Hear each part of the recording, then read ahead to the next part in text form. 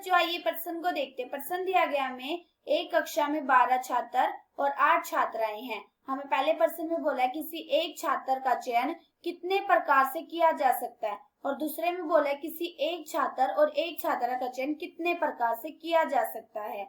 बच्चों इस प्रश्न की जो हमारी मुख्य अवधारणा है वो क्या बनती है? मुख्य अवधारणा। हम जानते हैं बच्चों, अगर हमारे पास NCR होता है तो उसको खोलने का हमारा क्या सूत्र होता है? वो होता है n का फैक्टोरियल बटे में r का फैक्टोरियल और अंदर n माइनस में r का फैक्टोरियल। अब ये देखो हमें प्रश्न में क्या दे रखा है, हमें बोला है कि एक कक्षा में 12 छात्र और 8 छात्राएं हैं, और हमें पहले हल करना है कि किसी एक छात्र का चयन कितने प्रकार से किया जा सकता है। हम जानते हैं कि अगर किसी n वस्तु में से r वस्तु का चयन करना होता है तो हमारा क्या तरीका होता है? वो होता है NCR से।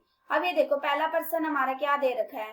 पहला प्रश्न हमें दे रखा है कि किसी एक छात्र का चयन कितने प्रकार से किया जा सकता है। मतलब 12 छात्र दे रखे हैं तो 12 में से किसी एक छात्र का चयन, इसका मतलब r कितना आएगा? 1, और 12 छात्रों में से करना इसका मतलब n। जब हम इसको हल करेंगे तो इसका हल करने का सूत्र हमें पता है क्या होता है? n का फैक्टोरियल मतलब 12 का फैक्टोरियल बटे में 1 का फैक्टोरियल और 12 माइनस में 1 का फैक्टोरियल।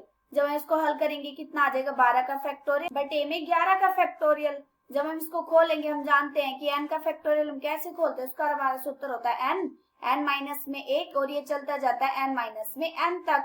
अब ये देखो जब हम इसको खोलेंगे तो यहाँ से कितना आ जाएगा? खोलने के बाद क्या आ जाएगा हमारा? 12 गुणा में 11 का फैक्टोरियल बटे में 11 का फैक्टोरियल। हमने 11 तक ही क्यों खोला है? क्योंकि हमारा जो नीचे है वो कितना 11 फैक्टोरियल हमें काटने के लिए ऐसा किया है। अब ये देखो यहाँ से कितना कट गया हमारा? 11 से 11 फैक्टोरियल से 11 फैक्टोरियल कट गया, यहाँ से कितना आ गया हमारा? 12। हमारा पहला आंसर कितना आ गया?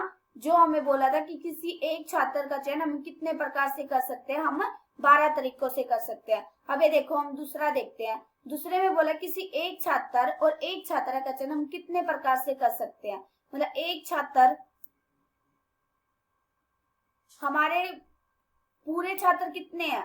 टोटल छात्र हमारे 12, तो 12C1 किसी एक छात्र का चयन करना है गुणा में, और क्या बोला है? किसी एक छात्रा का चयन मतलब 8 में से कोई एक छात्रा लेनी है, मतलब 8C1। जब हम इसको हल करेंगे तो यहाँ से क्या आ जाएगा? आ जाएगा 12 फैक्टोरियल बटे में 1 का फैक्टोरियल और 12 माइनस में 1 का फैक्टोरियल गुणा में 8 का फैक्टोरियल बटे में 1 का फैक्टोरियल और 8 माइनस में 1 का फैक्टोरियल। यहाँ से हल करके कितना आ गया? ये आ गया 12 फैक्टोरियल बटे में 11 का फैक्टोरियल गुणा में 8 का फैक्टोरियल बटे में 7 का फैक्टोरियल। अब ये देखो हम जानते हैं कि जो हमारा n फैक्टोरियल होता है हम उसको कैसे खोलते हैं? n गुणा में n माइनस में 1, और ऐसे चलता जाता है n माइनस n तक, मतलब एक एक संख्या कम होती जाती है। अब ये देखो यहाँ पे कितना आ जाएगा हमारा? 12 गुणा में 11 फैक्टोरियल बटे में 11 फैक्टोरियल गुणा में 8 गुणा में 7 फैक्टोरियल बटे में 7 फैक्टोरियल। अभी देखो यहाँ से कितना कट गया हमारा? 11 फैक्टोरियल से 11 का फैक्टोरियल कट गया और 7 से 7 का फैक्टोरियल कट गया। यहाँ से कितना आ गया हमारा? ये आ गया 12 गुणा में 8, ये कितना हो गया हमारा? 12 8 96। ये हमारा क्या निकल गया? हमें दूसरे में क्या बोला था कि किसी एक छात्र और एक छात्रा का चयन कितने प्रकार से किया जा सकता है?